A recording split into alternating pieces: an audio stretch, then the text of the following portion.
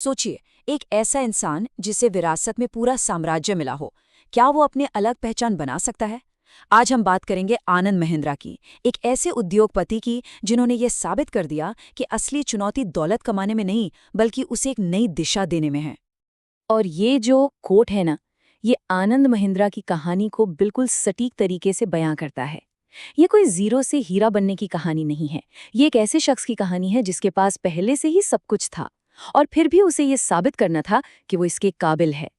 ये विरासत को एक नई पहचान देने की चुनौती थी। असल में उनकी पहली और सबसे बड़ी लड़ाई तो अपने ही नाम से थी। चांदी का चम्मच लेकर पैदा होने का ताना हर कदम पर उनका पीछा करता था। उन्हें सिर्फ एक कंपनी नहीं चलानी थी, बल्कि दुनिया को ये साबित करना था कि उनकी सफलता सिर्फ उनके सरनेम की वजह से नहीं है। तो उन्होंने क्या किया? उन्होंने एक ऐसा रास्ता चुना जिसके बारे में कोई सोच भी नहीं सकता था। महिंद्रा के स्टील और ट्रैक्टर के साम्राज्य से मीलों दूर फिल्म मेकिंग। ये सिर्फ एक कोर्स नहीं था, ये एक बयान था। दुनिया को ये दिखाने का तरीका था कि वो अपनी कहानी खुद लिखेंगे। और देखिए, ये कोई आसान रास्ता नहीं था। हार्वर्ड से फिल्म मेकिंग और फिर एमबीए करने के बाद वो सीधे चेयरमैन की कुर्सी पर नहीं बैठ गए। उन्होंने 1981 में एक इंटर्न के तौर पर शुरुआत की और कंपनी की रग रग को समझने में सालों लगा दिए। 1997 में मैनेजिंग डायरेक्टर बनने से पहले उन्होंने हर लेवल पर काम किया और यह साबित किया कि वो सिर्फ नाम के महिंद्रा नहीं हैं। लेकिन असली परीक्षा तो अभी बाकी थी। अब हम आते हैं उनके करियर के उस मोड़ पर जहां उन्होंने एक ऐसा दांव खेला जो या तो महिंद्रा को नई ऊंचाइयों पर ले जाता या फिर उसे हमेशा के लिए डुबो देता। ये था स्कॉर्पियो का जुआ। जरा इस रकम के बारे में सोचिए, 1000 करोड़ रुपए। ये एक बिल्कुल नई एसयूवी को स्क्रैच से बनाने का शुरुआती बजट था।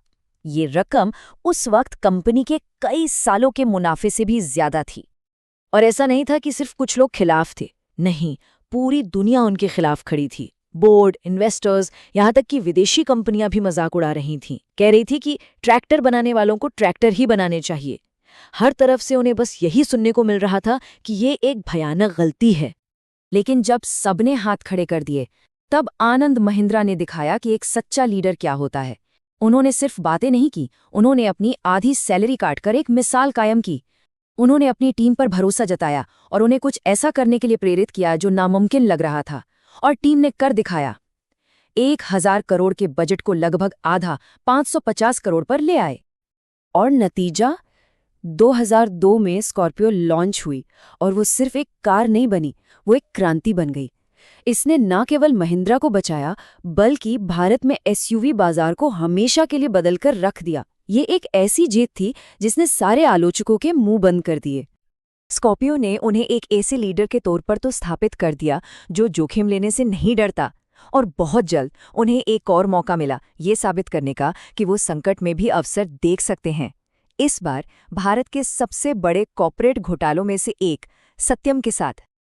याद कीजिए सत्यम घोटाले को, एक ऐसी कंपनी जो धोखाधड़ी के कारण रातों रात मिट्टी में मिल गई। उसकी साख पूरी तरह खत्म हो चुकी थी और कोई भी उस जलते हुए घर में हाथ डालने को तैयार नहीं था। ये कोई आम बिडिंग नहीं थी, ये तो शतरंज या पोकर की बाजी थी। एक तरफ थी एलएनजी, जो बहुत आक्रामक तरीके से अपनी चालें चल रही थी, ये सोचकर कि मैदान में उनके अलावा कोई है ही नहीं। और दूसरी तरफ थे महिंद्रा, जो खामोशी से सब कुछ देख रहे थे, अपने पत्ते छिपाए हुए। और फिर बिल्कुल सही समय पर उन्होंने एक ऐसी चाल चली जिसने सबको चौंका दिया और बाजी ही पलट दी। लेकिन आनंद महिंद्रा की कहानी सिर्फ बड़ी कंपनियों को खरीदने की नहीं है। उनका असली दर्शन उस छिपी हुई प्रतिभा को पहचानने में है जिसे कोई और नहीं देख पाता। ये जुगाड़ को, यानी कम संसाधनों में कमाल के समाधान खोजने की भारतीय भावना को झकास मतलब वर्ल्ड क्लास बनाने के बारे में है। और इस सोच की जड़ें एक बहुत ही पर्सनल कहानी में है। जब उनकी 1 साल की बेटी को एक बहुत ही रेयर मेडिकल प्रॉब्लम हुई, तो एक पिता होने के नाते उन्होंने दुनिया के सबसे अच्छे सर्जन की तलाश शुरू कर दी। और जवाब हैरान करने वाला था। लंदन, पेरिस, कहाँ नहीं ढूंढा, लेकिन दुनिया का सबसे अच्छा सर्जन उन्हें मिला अपने ही ऑफिस से सिर्फ 5 मिनट की दूरी पर, मुंबई में।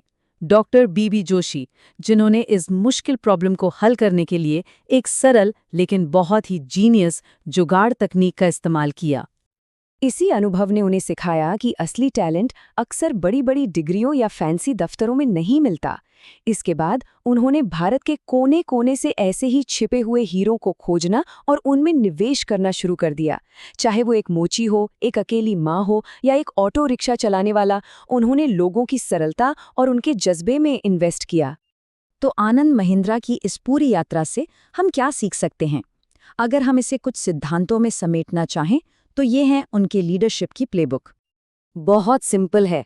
पहला, आलोचकों को जवाब अपने काम से दो, बातों से नहीं। दूसरा, अपनी टीम पर बड़ा दांव लगाओ, उन पर भरोसा करो। तीसरा, जहां सब संकट देखें वहां अवसर खोजो। और चौथा, जमीनी स्तर के सपनों में छोटे छोटे इनोवेटर्स में निवेश करो। ये एक ऐसा दर्शन है जो सिर्फ बातों पर नहीं, एक्शन पर टिका है। आनंद महिंद्रा को दुनिया का बेस्ट सर्जन अपने ऑफिस से सिर्फ 5 मिनट की दूरी पर मिला। इससे एक सवाल उठता है, हमारे आसपास सिर्फ 5 मिनट की दूरी पर कौन सी छिपी हुई प्रतिभा है जो बस खोजे जाने का इंतजार कर रही है?